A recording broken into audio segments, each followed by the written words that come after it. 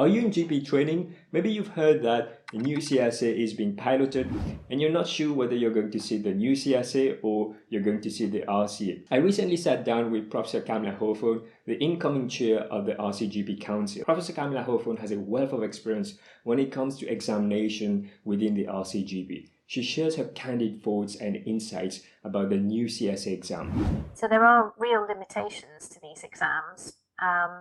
The new exam is being piloted at the moment.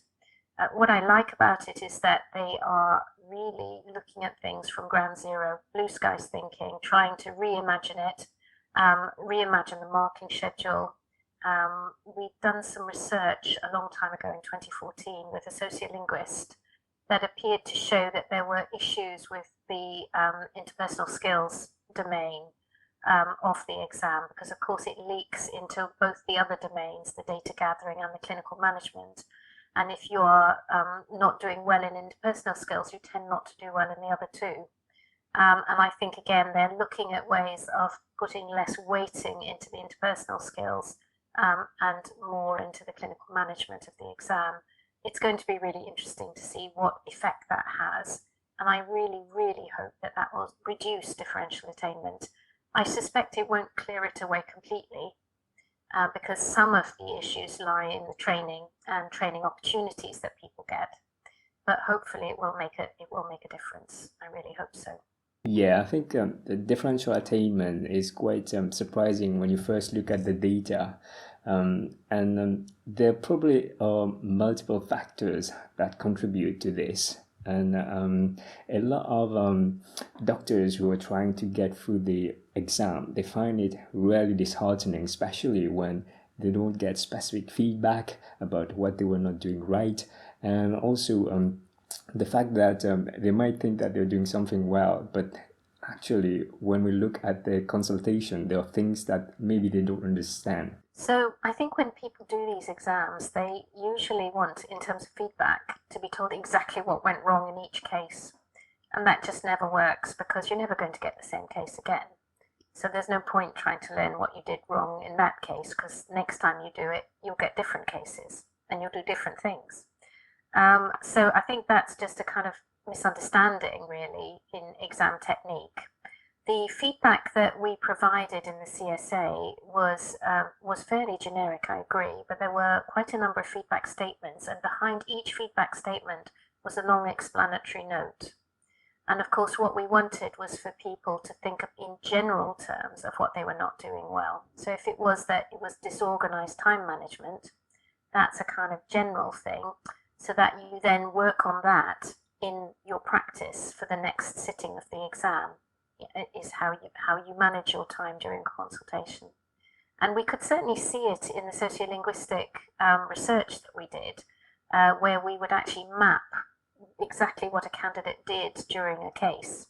And we got 200 candidates to agree to allow us to video and record and keep the recordings of their exam, their actual exam. Of course, we promised that we would anonymize it, and we never showed any examples of bad practice, never. But we looked very carefully and mapped exactly how that each consultation went.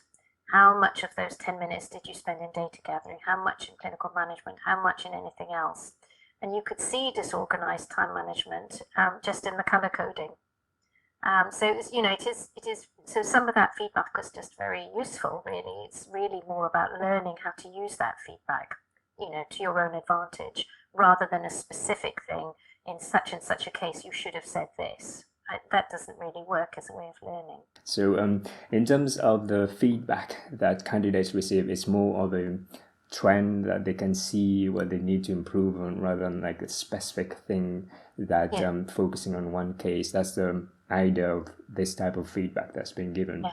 Yes. So, and it also means that examiners can put a fair bit of thought into the feedback they give because they've only got a minute or two between each case. And to actually handwrite or type case-specific feedback for each candidate, the exam would last for much, much longer because they wouldn't have time to give you good feedback. You'd only get a word or two. In this way, you get a lot more. And I think the college has been very good at listening feedback from trainees, and there has been an extension to 12 minutes for the RCA. And it looks like there's going to be a hybrid model where there's going to be the benefits of the CSA and the RCA combined together to find out what's going to be the next exam. Yes, I think so. I mean, it's looking as if it's going to be a virtual exam rather than a face-to-face exam.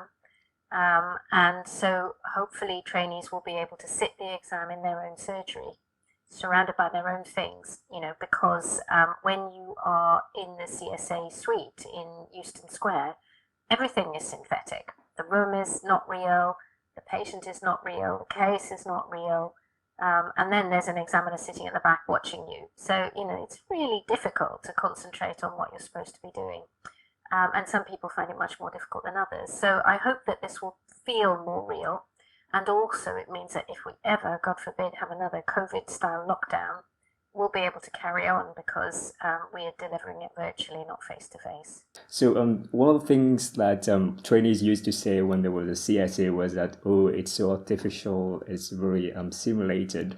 But now when we had the RCA, the comment is now, oh, people are just talking a lot, and it's very difficult with this consultation. But like, there's no perfect exam that will be able to find out. There'll be pros Whatever and you cons do, for each. yes, whatever you do. Role players, however much we train them, don't talk as much as patients. And it's fascinating, isn't it?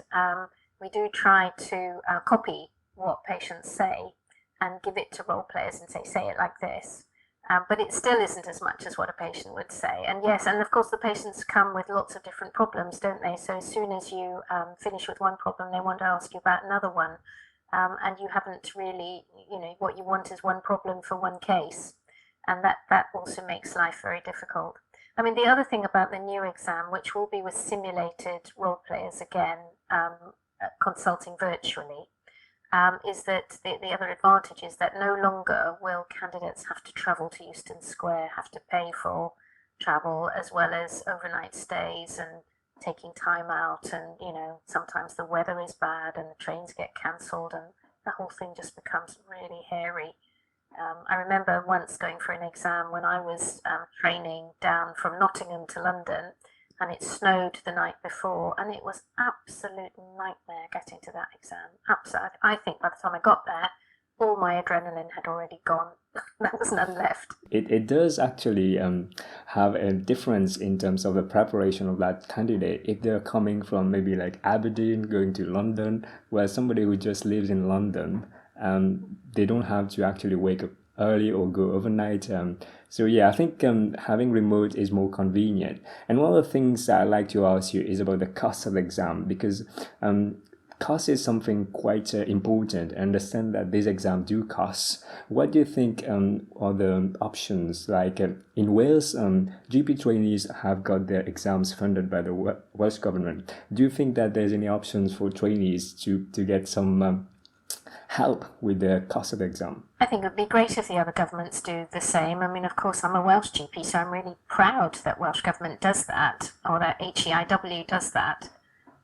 So yes, maybe pressure needs to be put on, so that I think it's the first attempt you get for free, isn't it? And then after that you have to pay.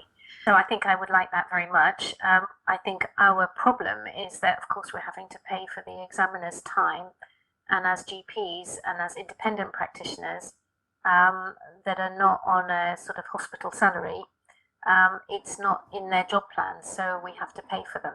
And GPs are expensive, as anybody who's employed locums will know. So we're not paying at locum rates, actually. The daily rate for a GP examiner, for example, is just over £400. It's not a lot of money, really, by everybody's standards. But of course, it then raises the cost. Whereas in some of the other Royal College exams, they're using doctors who are salaried by their hospital trusts, and it's part of their job plan, so the college doesn't have to pay them for their time. So that's what really puts the costs up. I think that, come the new exam, so the new exam there will be development costs, and trustee board at the Royal College has already agreed to fund some of those development costs. And the CSA suite will no longer be needed, so if that's decommissioned, that'll be some costs less. it'll probably end up round about the same cost in the future. Because there's all the development cost of the new exam, plus you've still got examiners and role players that you have to pay for. And the college does go to huge efforts to make it cost neutral. If you enjoyed this short segment of the interview and want to watch the whole interview, then click here to watch it. Take care, everybody. Bye-bye.